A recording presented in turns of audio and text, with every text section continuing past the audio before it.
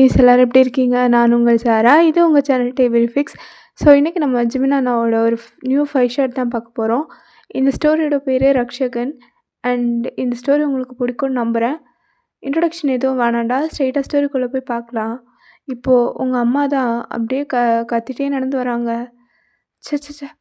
ஒரு மனுஷன் வெளிய போயிட்டு வீட்டுக்குள்ள வரதுக்குள்ள எவ்வளோ பிரச்சனைய சமாளிக்க வேண்டியதா இருக்கு. போற போக்க பார்த்தா பொம்பளை பிள்ளைங்கள வளர்க்குறது எவ்வளோ கஷ்டம். பொம்பளை பிள்ளை வேணும்னு இருந்தோம். இப்போலாம் கடவுளே பொம்பளை பிள்ளை வேணான்னு எல்லாரும் வேண்டிக்கிட்டு இருக்காங்க. என்னடி காலையில் இப்படி பேசிட்டு வர? இல்லைங்க, கோயிலுக்கு போயிருந்தேன். பக்கத்து வீட்டு பத்மாக்கால. ஆமாம், அவங்களுக்கு என்ன? இல்லை, அவங்க பொண்ணு மாசமாக இருக்குது. அதான் அதை பற்றி கேட்டுட்டு இருந்தேன். அப்போ அவங்க சொன்னாங்க, பையன்தான் வேணும் அப்படின்னு சொல்கிறாம்மா அப்படின்னு. நானே கேட்டேன், ஏம்மா அப்படி சொன்னாங்க? அவளுக்கு பொம்பளை பிள்ளை தானே பிடிக்கும். கல்யாணம் ஆன புதுசில் பொண்ணு தான் வேணும்னு சொல்லிகிட்டு இருந்தா, இப்போ என்ன திடீர்னு மாறிட்டா? மாப்பிள்ளைக்காகவான்னு கேட்டா, இல்லைக்கா, இப்போ நடக்கிறதெல்லாம் பார்த்தா பொம்பளை பிள்ளை பிறக்காமல் இருக்கிறதே நல்லது தான் அப்படின்னு சொன்னாங்க. ஒரு வகையில் அதுவும் கரெக்டு தான்ல. ஆமாம்மா, என்ன பண்ணுறது? இந்த காலத்தில் பொம்பளை பிள்ளைங்க வயசு பிள்ளைங்கள வெளியில் அனுப்புகிறதே ரொம்ப கஷ்டம்தான். வயசு பிள்ளைங்கள பார்த்தா தான் அந்த பரதேசிங்களுக்கு அப்படி தோணுதுன்னு பார்த்தா, சின்ன சின்ன குழந்தைங்களையும் விட்டு வைக்க மாட்டாங்க போல இருக்கு. இப்படியே போனால் பிள்ளைங்க இல்லை, ஒரு பொம்மையை கூட இவனுங்களை நம்பி விட்டு போக முடியாது. அதை கூட எது வேணால் பண்ணுவானுங்க. போலீஸு, சட்டம் இதெல்லாம் ஜஸ்ட்டு வேடிக்கை தான் பார்க்குதில்ல. அவங்கள பொறுத்த வரைக்கும் அது சாதாரண நியூஸும்மா. ஒரு நாள் செய்தி தான், அடுத்த நாள் இன்னொரு செய்தி வந்ததும் எல்லாமே மறந்துடும். ஆனால் நாம் தான் பிள்ளைங்கள ஆசையாக படிக்க அனுப்பிட்டு அதுங்க பள்ளிக்கூடத்துக்கு போயிட்டு வீட்டுக்கு வர்ற வரைக்கும் அடி வயிற்றில் நெருப்பு கட்டிட்டு உட்காரணும். இதுங்களுக்கு பயந்தே நம்ம பிள்ளைங்களை வீட்டுக்குள்ளேயே அடைச்சி வச்சுட்டு எங்கே அதுங்களோட படிப்பு வீணாக போயிடுமோன்னு பயப்படுறத விட, என் பிள்ளை படிக்கலைனாலும் பரவாயில்ல, என் கூட உயிரோடு இருக்கட்டும்னு வேண்டிக்கிறவங்க தான் இப்போ அதிகமாக இருக்காங்க. இவங்களெல்லாம் தட்டி கேட்க யாராவது வரமாட்டாங்களா? அது எப்படிமா வருவாங்க கலிகாலத்தில்? முன்னாடிலாம் ஏதாவது தப்பு பண்ணால் அரக்கனை அடிக்க கடவுள் வருவார். ஆனால் இந்த காலத்தில் கடவுளுக்கு இந்த பூமிக்கு வர்றதுக்கு அவ்வளோ பயமாக இருக்கும். ஏன்னா இங்கே இருக்கிறதெல்லாம் மனுஷன் இல்லை, மனுஷ ரூபத்தில் இருக்க மிருகம். சிம்பிளாக சொல்ல போனால் இதெல்லாம் அசுரர்களோட இனம்தான். அசுரர்களோட ஆட்சி தான் நடந்துக்கிட்டுருக்கு. என்னமோங்க, இந்த மாதிரி பசங்களெல்லாம் தட்டி கேட்க கண்டிப்பாக அந்த கடவுள் யாரையாவது அனுப்பி வைப்பான். அனுப்புவோம் பார்ப்போம். இப்படியே நம்மளும் நம்பி இருக்கோம். ஆனால் நம்ம பிள்ளைங்களை பாதுகாக்க யார் வரப்போகிறான்னு இன்னைக்கு வரைக்கும் தெரியலையே அப்படின்னு சொல்லிட்டு பேசிகிட்டு இருக்காங்க. அப்போ நீங்கள் தான் அப்படியே மேலேருந்து நடந்து வரீங்க. அம்மா, அப்பா, என்ன 2 பேரும் பேசிகிட்டு இருக்கீங்க? அது ஒன்றும் இல்லைடா, சும்மா தினம் நியூஸ் பேப்பர் பார்க்கும்போதே பதறுதுமா. நியூஸ் பேப்பரில் ஒரு நியூஸ் படித்தேன், அதான் அம்மா கிட்ட சொல்லிகிட்டு இருக்கேன். சரிடா, நீ என்ன காலேஜ் கிளம்பிட்டியா? ஆமாப்பா. அம்மாடி, பார்த்து போயிட்டு வாம்மா. இப்போ நடக்கிறதெல்லாம் உனக்கே தெரியும்ப்பா. நான் பார்த்துக்கிறேன்ப்பா, நான் பார்த்துக்கிறேன், நீங்கள் பயப்படாதீங்க. சரிடா, பார்த்து போயிட்டு வா. சரிப்பா. தனியாவா போகிற? இல்லைப்பா, நிம்மி வரா, நிம்மி கூட போகிறேன். சரிடா. ஏங்க, ஒரு ரெட்டு நீங்களும் போயிட்டு வரலாம்ல? நானும் போவேம்மா, ஆனால் அவள் தான் வேணான்னு சொல்கிறா. அதான் நம்ம ஜிமின் தம்பி இருக்குல்ல, அது பார்த்துக்கும். ஆமாம்ல, ஜிமின் இருக்கான், பார்த்துப்பான். சரிங்க, நீங்களும் வேலைக்கு நேரமாச்சு, சாப்பிட்டு கிளம்புங்க. சரிம்மா, கிளம்புறேன், பார்த்து. சரிங்க, நான் பார்த்துக்கிறேன் அப்படின்னு சொல்லிட்டு உங்கள் அப்பாவும் வேலைக்கு போயிடுறாரு. இப்படியே அந்த பக்கம், வயன் எங்கடி இருக்க? நிம்மி, இதோ வந்துட்டேன். என்ன பண்ணுற? புளிய மரத்தில் ஏறி புளியங்காய் பறிக்க போகிறேன். ஏன், நீ வந்து பறிக்க போறியா? என்னடி, என்ன பண்ணுறேன்னு தானே கேட்டேன், அதுக்கே இவ்வளோ தப்போன்னு கொத்துற? காலேஜுக்கு லேட் ஆயிடுச்சு. நீ என்ன ஆடி செஞ்சு வர? ஏய் பொறுமையாக போகலாம் போ. சீக்கிரம் வாவேன். எங்கள் அம்மா வேற நேரங்காலம் போங்க, தனியாக எங்கேயும் மாட்டிக்காதீங்கன்னு சொன்னாங்க. எனக்கும் இப்போ தான் வெளியே போகிறதே பயமாக இருக்குது. இப்படிலாம் நம்ம பயந்துட்டு இருந்தா இதுதான் இந்த பசங்களோட பலமாகவே மாறிடும். அதனால் நம்ம எதுக்கும் பயப்படக்கூடாது. இதெல்லாம் பேசுகிறதுக்கு நல்லா இருக்கும். ஆனால் ப்ராக்டிக்கலாக யோசிச்சு பாரு, நம்மளால எதுவும் பண்ண முடியாது. ஆமாம், ஜிமின் அங்கே போயிட்டான். ஜிமின் அவன் வந்துடுவான். சரி, அப்போ நம்ம போகலாம் அப்படின்னு சொல்லிட்டு நீங்களும் உங்கள் ஃப்ரெண்டும் அப்படியே நடந்து காலேஜுக்கு போயிட்டுருக்கீங்க. ஒரு 1/2 தான் அவங்க வீட்டு பக்கத்துலேருந்து.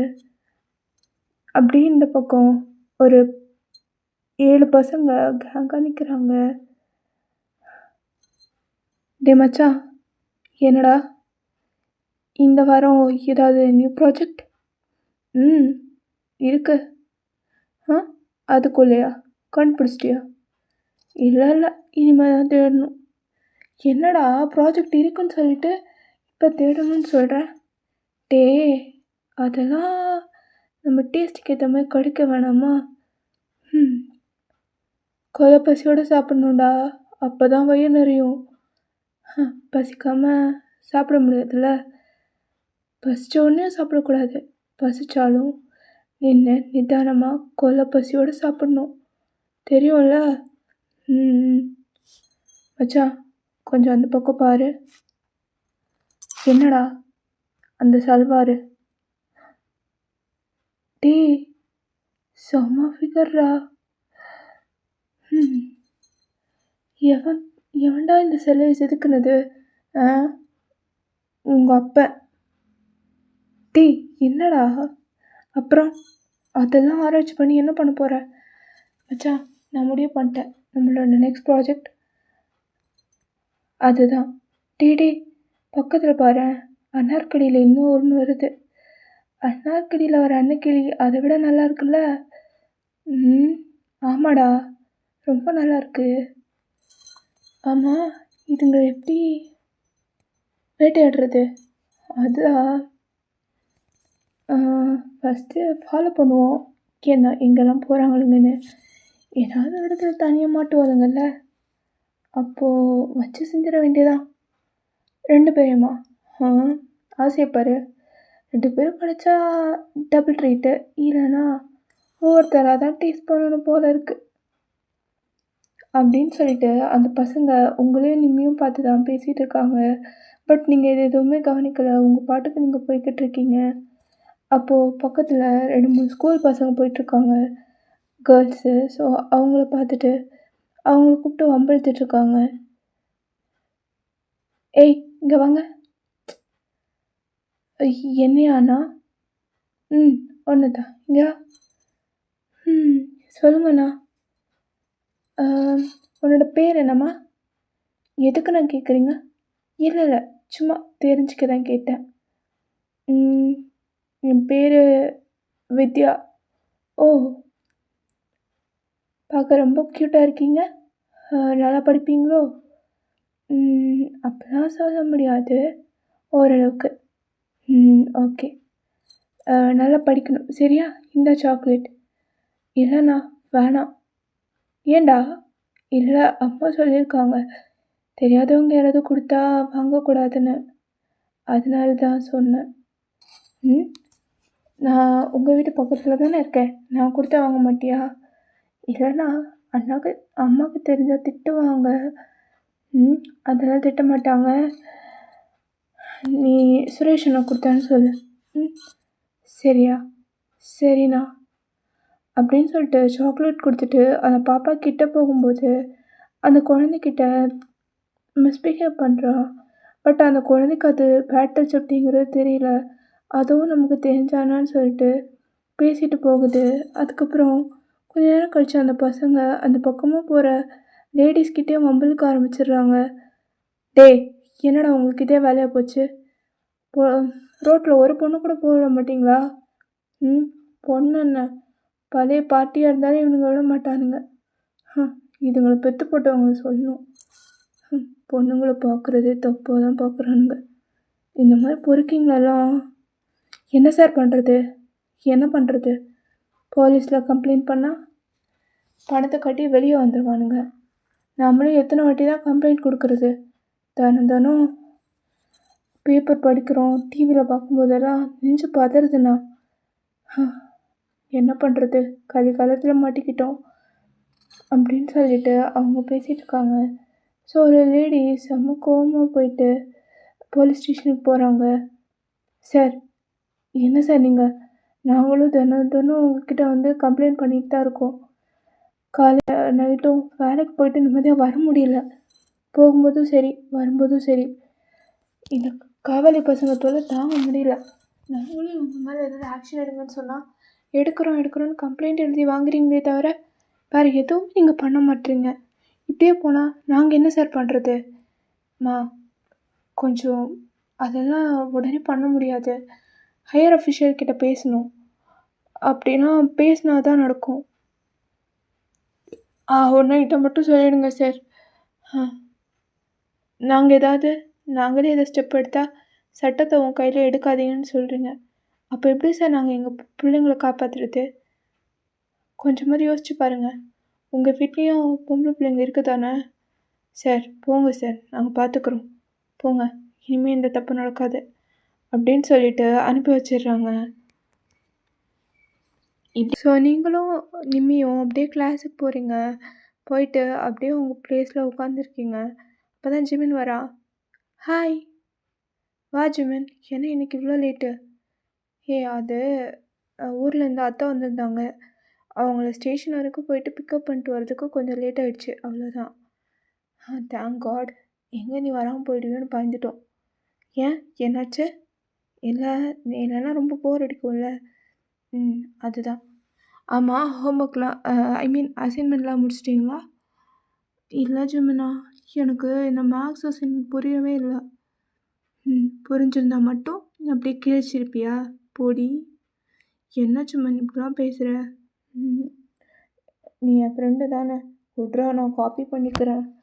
ஆக மொத்தத்தில் என்றைக்கும் நீ அசைன்மெண்ட்டை நீயா பண்ண மாட்ட அதானே? ஜிமினா விட்றா ப்ளீஸ். இந்தா பொடி, ஓவராக கெஞ்சாத. இனிமே நீயாவது முடிச்சியா? ஜிமினா, அது வந்து அது நேற்று திடீர்னு எனக்கு செம்ம தலைவலியா போனோடனே ஈவினிங் 5:30 தூங்கிட்டேன்டா. உனக்கு ஏதாவது அசைன்மெண்ட் கொடுக்கும்போது மட்டும்தாண்டி தலைவலி, கால் வலி, நெஞ்சு வலி எல்லா வலியும் வரும். இதுவே சாப்பிடுன்னு சொன்னால் உனக்கு எந்த வலியும் வராது. உட்காந்து அப்படியே நல்லா தின்னுவல்ல. ஜிமினா, என்னை ஊட்டினது போதும், கூட்டுறா ப்ளீஸ். இந்தாங்க, பார்த்து எழுதி தொலைங்க. என் நோட்டுக்கு ஏதாவது ஆச்சு? அதெல்லாம் ஒன்றும் ஆகாது ஜிமினா, நாங்கள் பத்திரமா உங்ககிட்டே கொடுத்துட்றோம். அப்புறம் டைம் இப்படியே போகுது. ஸோ இப்போ சார் உங்கள் கிளாஸுக்கு வந்துடுறாரு. Good morning students. Good morning sir. Okay, இன்றைக்கி எல்லோரும் ஹோம்ஒர்க் முடிச்சிட்டிங்களா? Yes sir. ஓகே, எல்லோரும் சப்மிட் பண்ணுங்கள். எழுதாதவங்கெல்லாம் எழுந்து நில்லுங்க. என்ன வயன், இன்றைக்கி அதிசயமாக நீயும் நிம்மியும் ஹோம்ஒர்க் முடிச்சிட்டிங்க போல். ஏன் சார்? நீங்கள் என்னைக்கு ஒழுங்காக ஹோம்ஒர்க் பண்ணீங்க? இன்றைக்கி ஏதோ அதிசயமாக பண்ணியிருக்கீங்க போல். சரி உட்காருங்க. இந்த சொட்டத்தலையை வேறு ஓவராக இவன் முன்னாடி நம்மளை டேமேஜ் பண்ண. ஆமாம் நிம்மி, இவன் ஏதாவது பண்ணணும். என்ன உங்களால் எதுவும் பண்ண முடியாது, மூடிட்டே உட்காருங்க. ரொம்ப தாண்டா பண்ணுறேன். நீ கிளாஸ் டாப்பராக இருக்கிறதுனால இந்த கிளாஸில் எனக்கு மரியாதையே இல்லை. இல்லைன்னா மட்டும் உனக்கு அப்படியே மரியாதை கொடுத்துருவாங்க பாரு. பொடிங்க போடா ஏறுமை அப்படின்னு சொல்லிட்டு நீங்கள் நிம்மி ஜிமின் 3 பேரும் ஜாலியாக அப்படி பேசி கலாய்ச்சிட்ருக்கீங்க. ஏன்னா நீங்கள் 3 பேருமே க்ளோஸ் ஃப்ரெண்ட்ஸு. ஸோ இப்படியே டைமும் ஸ்கிப் ஆகுது. நீங்களும் நிம்மியும் ஓகே பாய் ஜிமின், நாளைக்கு பார்க்கலாம். சரிடி, பார்த்து பத்திரமா போங்க. சரி பாய். ஓகே அப்படின்னு சொல்லிவிட்டு ஜிமினும் கிளம்பி போயிடுறான். அப்புறம் நீங்களும் நிம்மியும் மட்டும்தான். நிம்மி, என்னடி பண்ணுற? இவ்வளோ நேரம் வெயிட் பண்ணுறது, சீக்கிரமா வா. ஏய் ஒயன், நீ போயிட்டே இரு. நான் கொஞ்சம் திங்ஸ் வாங்கணும். அ நம்மளோட ஸ்டேஷனரி ஷாப்பில் போய் வாங்கிட்டு வந்துடுறேன். ஏய் ஸ்டேஷனரி ஷாப்க்கா? ஆ பக்கத்தில் தானே. நான் போயிட்டு ஒரு 5 மினிட்ஸில் வந்துடுறேன். காலேஜ் பக்கத்தில் தானே இருக்கு. நீ போயிட்டே இரு. நான் பின்னாடி வந்து உன் கூட சேர்ந்துக்கிறேன். ம் சரி. ஏன் நிம்மி நானும் வரவா? இல்லை ஒயன், பக்கத்தில் தானே. காலேஜ்க்கு அடுத்தது இருக்கு. இதுக்கு நீ எதுக்கு வரணும்? நானே பார்த்துக்கிறேன். நீ போயிட்டு வா. ம் சரி. அப்படின்னு சொல்லிட்டு நிம்மியும் போகிறா. நீங்கள் ரொம்ப நேரமாக வெயிட் பண்ணிகிட்ருக்கீங்க. பட் நிம்மியை காணோம். இந்த நிம்மி எங்கே போனா? இவ்வளோ நேரம் ஆகுது. வீட்டில் வேறு தேட ஆரம்பிச்சிருவாங்களே. 5 நிமிஷம் லேட்டாக போனாலே அம்மா பதறிடுவாங்க. எனக்கு ஒரு 15 மினிட்ஸாக வெயிட் பண்ணுறேன். இன்னும் காணும் வேலை. எங்கே தான் போனா? ஏ நிம்மி, நிம்மி எங்கே இருக்க? இது இது நிம்மியோட பேக். இந்த பேக் இங்கே இருக்குது. அவ்வளோ காணும். அதுவும் இது யாரோ தூக்கி வீசின மாதிரி இருக்கே. நிம்மி எங்கே போயிருப்பா? அப்படின்னு சொல்லிட்டு நீங்கள் நிம்மியை தேடி போயிட்டுருக்கீங்க. ஓகேடா, நான் இதோட இந்த பார்ட் கம்ப்ளீட் பண்ணிக்கிறேன். இது கொஞ்சம் டியூரேஷன் கம்மியாக தான் இருக்கும். ஸோ நெக்ஸ்ட் பார்ட்லேருந்து டியூரேஷன் அதிகமாக போடுறேன். ஓகேவா? இது மேக்ஸிமம் ஒரு 5 ஷார்ட் வரும்னு நினைக்கிறேன். பார்க்கலாம். ஓகேடா, பாய். Love you all.